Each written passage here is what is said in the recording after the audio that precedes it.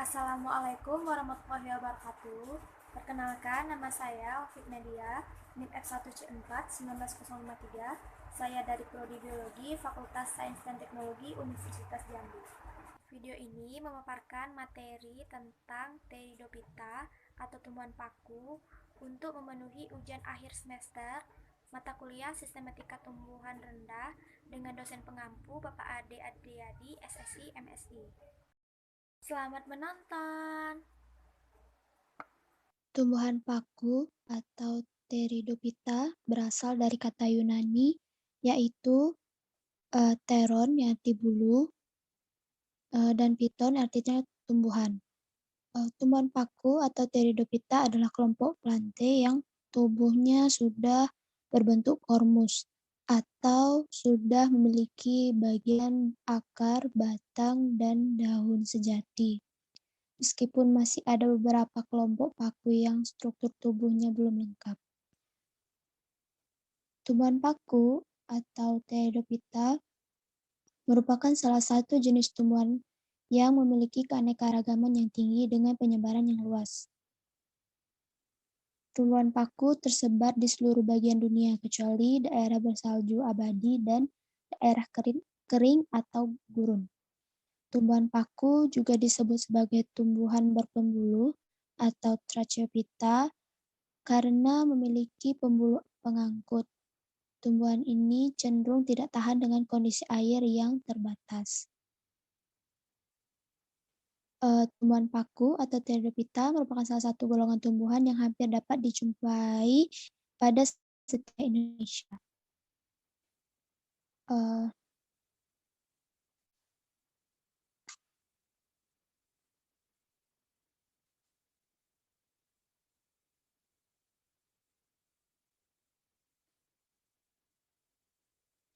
Ciri-ciri dari Pteridophyta ini yaitu memiliki akar, batang, dan daun serta berpembuluh angkut, xilem, dan floem.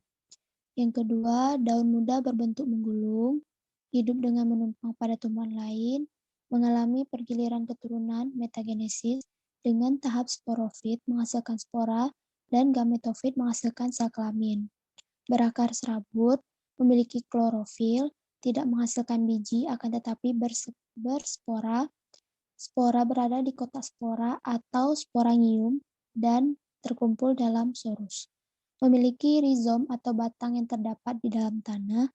Berbentuk tumbuhan bervariasi, yaitu ada yang bercabang dan ada yang tidak bercabang. Sebagian jenis tumbuhan paku memiliki spora jantan yang berukuran lebih kecil dari spora betina. Yang terakhir itu, Pteridophyta ini tidak berbunga. Reproduksi para Pteridophyta terbagi dalam dua fase, yaitu fase vegetatif dan fase generatif.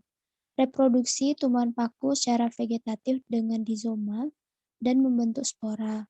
Secara generatif dengan pembentukan gamet, tumbuhan paku mengalami pergiliran keturunan atau metagenesis, yaitu pergiliran keturunan antara generasi sporofit, penghasil spora, dengan generasi gametofit, penghasil gamet. Proses metagenesis tumbuhan paku sebagai berikut, yaitu ada fase sporofit dan fase gametofit.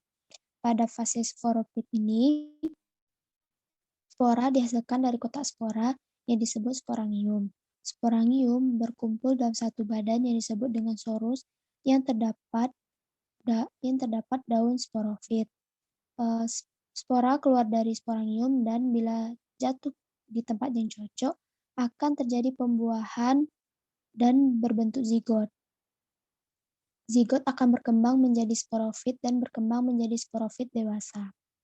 Pada fase gametofit, generasi gametofit, Protarium membentuk antheridium sebagai alat kelamin jantan dan menghasilkan spermatozoa, sedangkan Archegonium sebagai alat kelamin betina yang menghasilkan ovum. Hasil peleburan antara sperma dan ovum menghasilkan zigot yang kemudian tumbuh menjadi tumbuhan paku baru memiliki akar, batang, dan daun. Jenis-jenis paku yaitu ada paku homospora, paku palihan, dan ada paku heterospora. paku homospora, paku yang hanya menghasilkan spora jantan atau spora betina, contohnya Lycopodium. Kemudian ada paku peralihan, paku yang dapat menghasilkan dua macam spora, yaitu spora jantan dan spora betina. Namun, spora-spora yang dihasilkan tersebut memiliki bentuk dan ukuran yang sama. Contohnya ada Equisetum libra.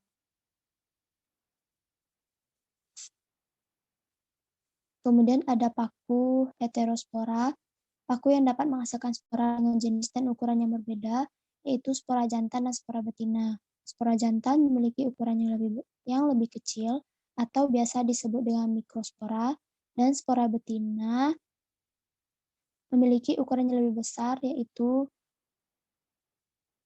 biasa disebut dengan makrospora. Contohnya itu Selaginella widenoi. Klasifikasi Pteridophyta itu ada paku purba, Silophyta, ada paku kawat, Lycophyta, ada paku ekor kuda, Sthenophyta, ada paku sejati, Pterophyta. Silophyta atau paku purba adalah tumbuhan paku yang memiliki struktur batang sederhana, terdapat bulu-bulu halus yang menyelimuti dan rantingnya bercabang. Silophyta disebut sebagai paku purba karena memiliki akar serabut atau dikenal sebagai akar semu, yang berfungsi sebagai perekat pada tumbuhan lain. Ciri-ciri tumbuhan ini yaitu hidup di daerah tropis dan subtropis. Selain itu, paku purba memiliki sifat homospora, daun bermikrofil dengan batang berklorofil dan tidak memiliki daun sejati. Contohnya Silotum nodum. Paku kawat, Lycophyta, juga disebut sebagai paku kawat atau paku rambut karena daun-daunnya berukuran sangat kecil. Tumbuhan paku ini menghasilkan dua spora, yaitu makrospora dan mikrospora. Ciri-ciri tumbuhan ini yang paling menonjol adalah batangnya berbentuk seperti kawat dan strukturnya berbentuk gada, di mana ujung batangnya tersusun atas sporofil. Lycophyta memiliki akar, batang, dan daun sejati. Selain itu, gametofitnya berukuran kecil dan tidak berklorofil. Paku ekor kuda atau Sthenophyta adalah tumbuhan paku yang banyak ditemukan di daerah tepi sungai yang lembab dan hidup di iklim subtropis. Sesuai namanya, paku ekor kuda diberikan karena bentuk cabang batangnya menyerupai bentuk ekor kuda. Ciri-ciri tumbuhan paku ini adalah sporofitnya berdaun kecil dan bersisi. Selain itu, tinggi Sthenophyta bisa mencapai 1-4,5 meter dan memiliki akar, batang, dan daun sejati. Struktur batangnya berongga dan beruas-ruas. Contohnya Equisetum libra.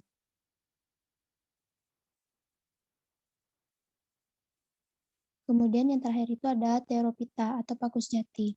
Pterophyta ini sering dikenal sebagai tanaman pakis. Tumbuhan paku ini bisa hidup di daerah tropis dan subtropis. Ciri-ciri paku sejati yaitu bersifat homospora atau isospora.